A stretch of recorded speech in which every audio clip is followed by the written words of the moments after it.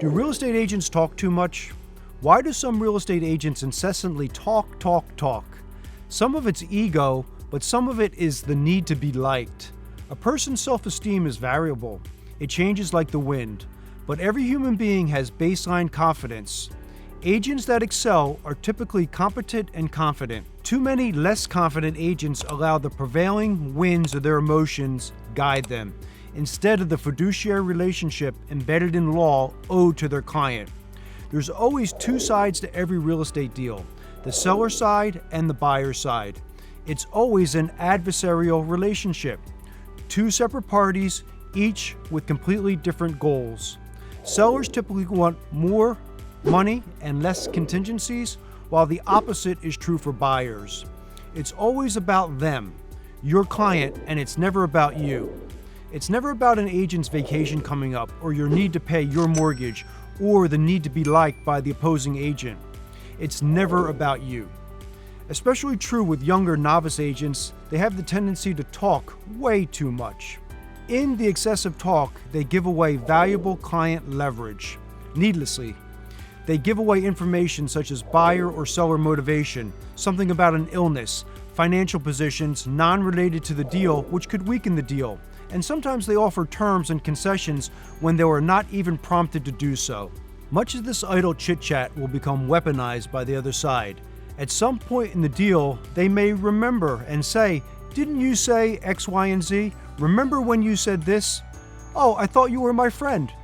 And why do agents do it? Why do they talk and talk?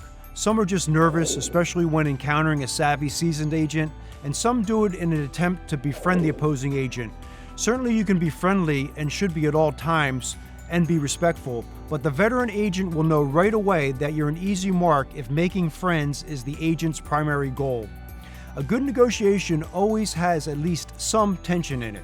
Agents trying the friend approach will often be recognized by the other agent as weak. And I don't know about you, being labeled as a pushover is not going to earn you much respect in the tough game of real estate. Remember, less is more in a negotiation. Less talk is always better than more talk. I make it a practice in every deal to talk to the other agent as little as possible. Sounds a bit cold, doesn't it?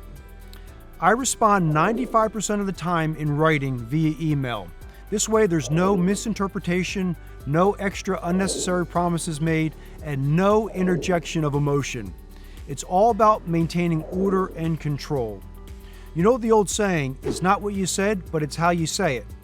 When you talk too much, the receiver of the information is taking into account your voice inflection, and cadence, plus all that extra information a good listener will use against you later. By putting it in writing instead, all that extra information is removed, enabling better outcomes for your client. It's okay to limit verbal communications, especially in negotiations. By doing so, you have a written record, the negotiation is clear and concise, and your client's best interests will be served. Practice pausing when you do speak. Ask many questions when you do say something.